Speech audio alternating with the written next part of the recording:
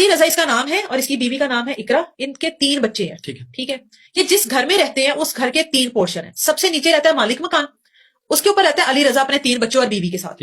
سب سے اوپر جو تیسرا پورشن آتا ہے وہاں پر مالک مکان کی بیٹی رہتی ہے شادی شدہ مریم. ٹھیک ہے, یعنی 3, ایک گراؤنڈ فلور, ایک فرسٹ فلور اور ایک اس طرح سے سیکنڈ فلور. اب یہ اس طریقے سے رہ رہے ہیں. علی رضا کا مریم کے ساتھ تعلق بن جاتا ہے. ٹھیک ہے, جو کہ مالک مکان کی بیٹی ہے.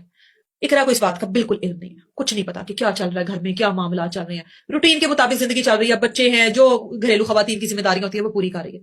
ایک دن اس کو کہتا ہے میں کام پر جا رہا ہوں, روٹین کے مطابق کہتا ہے میں کام پہ جا رہا ہوں, آ جاؤں گا شام تک. وہ کہتی ٹھیک ہے. اس کی قسمت خراب سمجھ لیں, اس کی قسمت اچھی سمجھ لیں. وہ جیسے یہ نکلتا ہے وہ کھڑکی کی طرف جاتی ہے تو وہ بجائے نیچے اترنے کے اوپر چلا گیا. ٹھیک ہے, بیوی نے دیکھ لیا یہ تو اوپر مریم کے گھر کیا کرنے گیا. 5 منٹ دیکھتی, 10 منٹ دیکھتی, 15 منٹ, آدھا گھنٹہ گزر گیا. علی رضا نیچے نہیں آیا. بیوی تھی کتنا ہی برداشت کرتی.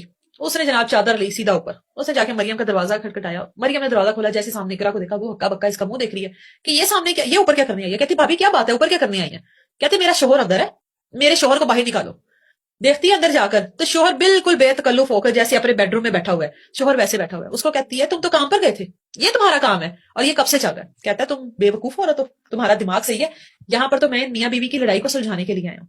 وہ کہتی کون سی لڑائی, اور میاں کہاں ہے اس کا. کہتا ان دونوں کی لڑائی ہوئی ہے, وہ لڑ کر چلا گیا تو اس نے مجھے بلایا کہ میرا یہ معاملہ جو ہے حل کر. وہ کہتی نیچے اس کے ماں باپ بیٹھے ہوئے ہیں, ان سے نہیں معاملہ ڈسکس کیا. تم اس کے مامے کے پتر ہو, تم سے وہ معاملہ ڈسکس کر گیا, تم دونوں ڈرامے کر رہے ہو میرے ساتھ, تم دونوں کا بڑی دیر سے تعلق چل رہا ہے. وہیں پر اونچی اونچی بولنا شروع کرتی ہے اس ڈر سے کہ مریم کے نیچے والدین تک بات نہ پہنچے. بیوی کا ہاتھ پکڑتا ہے, نیچے اپنے پورشن میں چلا جاتا ہے. لڑائی جھگڑا تیز, بہت تیز چل رہا ہے. ماں باپ کو فون کرتی ہے, ماں باپ کو فون کر کے کہتی ہے آپ کے داماد کے اوپر مالک مکان کی بیٹی کے ساتھ تعلق ہے, اس کو میں نے جا کے رنگے ہاتھوں پکڑا ہے, مجھے بتائیں میں کیا کروں. یہ کہتا ہے کہ میں اس کا جھگڑا حل کروانے گیا تھا. ماں باپ کہتے ہیں بیٹا گزارا کرو, ٹھیک ہے, ہو سکتا ہے تمہیں غلط فہمی ہوئی ہو. وہ کہتی ہے مجھے کوئی غلط فہمی نہیں ہوئی, میں نے تو اوپر جا کر پکڑا ہے. ایک مرد کا کسی غیر عورت کے گھر میں جا کر ایسے بے تکلف ہو کر بیٹھنا بنتا ہی نہیں ہے. اس کی غیر موجودگی میں میرے گھر میں کوئی مرد بیٹھا ہوگا تو یہ مجھ پر بھی ایسے کرے گا. آپ لوگ آئیں, میرا اس مسئلے کا حل کریں, میں اس کے ساتھ ایسے نہیں رہوں گی. ماں باپ کہتے ہیں وقت دو. کتنی غلط حرکت ہے یہ ماں باپ کی. بیٹی چیخ رہی ہے کہ میرے لیے آ کر کچھ کرو, لیکن ماں باپ کہتے ہیں گھر بساؤ. وہ تو گھر بسا رہی ہے, لیکن ان کی لڑائی جھگڑے دن ب دن بڑھتے ہی چلے جا رہے ہیں, اتنے بڑھتے چلے گئے چھوٹی چھوٹی باتوں پہ. اب وہ بیوی اس نے رنگے ہاتھوں پکڑ لی ہے تو وہ بار بار طنز تو کرے گی, وہ تو کرے گی, وہ تو ہے تو عورت, وہ تو تمہیں جتائے گی کہ تم نے کیا حرکت کی ہے. اب جو چیزیں پہلے چھپ چھپا کر ہوتی تھی وہ اب کھلا کھلا ہونے لگ گئی کہ چلو پتہ لگ گیا. اس کو مارا پیٹا جاتا تھا, ڈرایا جاتا تھا کہ اس کے والدین تک نہ بات جائے, یا اس کے شوہر کو تم نے نہیں بتانا, ہم جو کر رہے ہیں ہمیں کرنے دو. پہلے اپنی بیوی سے چھپ کر جاتا ہوگا, اب اپنی بیوی کو بتا کر اوپر جانے لگ گیا کہ میں ادھر جا رہا ہوں, جو تو نے کرنا ہے, جو تیرے بس میں ہے وہ کر لے. اب اتنی لڑائی بڑی, روز کی کچ کچ, روز کی جو مسئلے مسائل ہے وہ اس حد تک بڑھ گئے کہ اس نے ایک دن غصے میں آ کر اس کو اسی چھری کے ساتھ اس کا گلا شلا کاٹ دیا.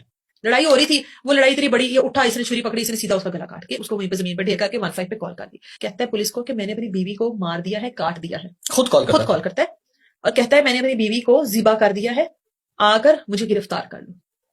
آگے سے 15 کی جو متعلقہ پولیس ہوتی ہے وہ جواب دیتی ہے اگر تو آپ یہ شرارتن کر رہے ہیں تو آپ کے خلاف قانونی کاروائی ہوگی. وہ کہتا ہے میں آپ کو لوکیشن بتاتا ہوں, وقوع بتاتا ہوں, پہنچے. پولیس اس بات کو سیریس لیتی ہے اور فوری طور پر لوکیشن پر پہنچتی ہے تو جا کر دیکھتی ہے کہ بیوی جو ہے وہ واقعی میں ذبح کر زمین پر پھینکی گئی ہے اور پاس کھڑا بیوی ہے. پولیس اس کو تو گرفتار کر لیتی ہے. اب اس کے بعد اس کیس کی انویسٹیگیشن کی طرف آتے ہیں.